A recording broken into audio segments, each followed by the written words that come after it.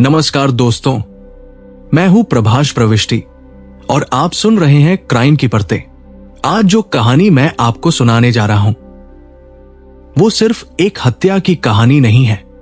ये कहानी है प्यार की, धोखे की और एक ऐसे गुनाह की जिसने इंसानियत को झकझोर कर रख दिया।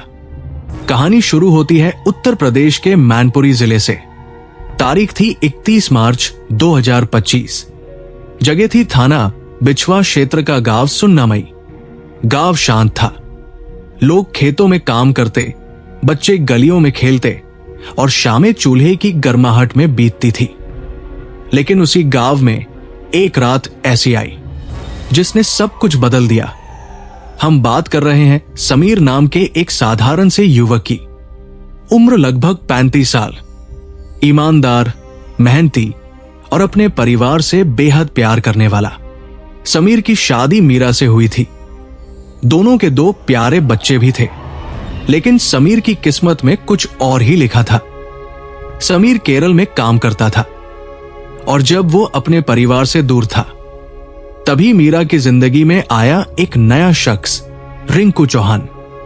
रिंकू से मीरा की दोस्ती इंस्टाग्राम पर शुरू हुई। धीरे धीरे ये दोस्ती प्यार में बदली और कुछ ही समय में दोनों ने मंदिर में गुपचुप शादी कर ली। जी हां, जब समीर अपने बच्चों का पेट पालने के लिए सैकड़ों किलोमीटर दूर था, उसकी बीवी ने किसी और के साथ शादी कर ली थी। समय बीतता गया। समीर वापस अपने घर लौट आया, लेकिन अब वो मीरा और रिंकू के बीच एक दीवार बन गया था। अब रिंकू और मीरा के पास एक ही रास्ता बचा था, समीर को रास्ते से हटाना। 30 मार्च की रात समीर और मीरा एक शादी समारोह में गए थे। मीरा ने मौके का फायदा उठाया और रिंकू को वही बुला लिया। मीरा ने समीर से कहा, फ्रिज और टीवी खरीदना है, तुम रिंकू के साथ एटा चले जाओ। समीर ने बिना किसी शक के हामी भर दी।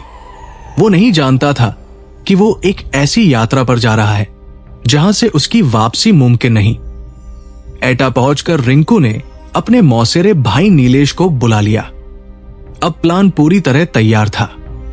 तीनों पहुंचे हाथरस जिले के सिकंदराराव क्षेत्र, जहां जीटी रोड किनारे सुनसान इलाका था। रात का समय था, सड़क वीरान थी और तभी शुरू हुआ एक क्रूर खेल। नीलेश और रिंकू ने मिलकर समीर पर पत्थरों से हमला कर दिया। समीर चीखता रहा, लेकिन वहां कोई सुनने वाला नहीं था जब तक उसकी सांसें थम नहीं गई। हमला जारी रहा। फिर उसका शव जीटी रोड किनारे फेंक दिया गया। 3 दिन तक समीर की लाश हाथरस की मोर्चरी में पड़ी रही, अज्ञात शव के रूप में। कोई पहचानने नहीं आया और 72 घंटे बाद नियमों के अनुसार पुलिस ने अंतिम संस्कार करवा दिया। इधर समीर के परिजन उसकी खोज में लगे थे, लेकिन मीरा 6 अप्रैल को रिंकू के साथ भाग गई और अपने दोनों बच्चों को घर पर छोड़ गई। 15 अप्रैल को मीरा और रिंकू ने एटा में पुनर्विवाह की रजिस्ट्री के लिए आवेदन दिया। इसमें लिखा था कि उन्होंने 2 साल पहले शादी कर ली थी। यही बात समीर के परिवार को खटक गई। उन्हें शक हुआ कि समीर के साथ कुछ अनहोनी हो चुकी है। समीर की भाभी ने पुलिस से शिकायत की। मोबाइल लोकेशन निकाली गई और जो सामने आया वो हैरान करने वाला था। समीर, मीरा और रिंकू तीनों की आखिरी लोकेशन एक ही जगह मिली, सिकंदराराव हाईवे के पास। पुलिस ने हाथरस की पुलिस से संपर्क किया तो पता चला कि 1 अप्रैल की सुबह वही एक अज्ञात शव मिला था। पोस्टमार्टम हुआ और अंतिम संस्कार भी। फोटो के जरिए समीर के परिजनों ने शव की पहचान की। अब मामला पूरी तरह से खुल चुका था। मीरा और रिंकू को गिरफ्तार कर लिया गया। पूछताछ हुई और दोनों ने अपना गुनाह कबूल कर लिया।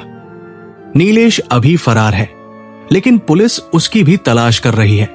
समीर, जिसने किसी का कुछ नहीं बिगाड़ा, जिसने परिवार के लिए सब कुछ किया, उसे उसकी अपनी पत्नी और उसके प्रेमी ने बेरमी से मार डाला। और सबसे दुख की बात, समीर को अपनों का कंधा तक नसीब नहीं हुआ। दोस्तों, सोशल मीडिया पर बना रिश्ता कभी कभी कितना खतरनाक मोड़ ले सकता है, इस कहानी ने हमें दिखा दिया। प्यार अंधा होता है, लेकिन जब वो संवेदना और इंसानियत को पीछे छोड़ दे तो वो प्यार नहीं, पागलपन बन जाता है। सोचिए, अगर समीर की जगह कोई और होता तो क्या अंजाम अलग होता? क्या मीरा और रिंकू का प्यार इतना हावी हो सकता है कि वो एक मासूम की जान ले ले? मैं हूं प्रभाष प्रविष्टि, आप सुन रहे थे क्राइम की परतें। मिलते हैं अगली कहानी में एक नई परत के साथ। तब तक के लिए सतर्क रहिए, सुरक्षित रहिए। धन्यवाद।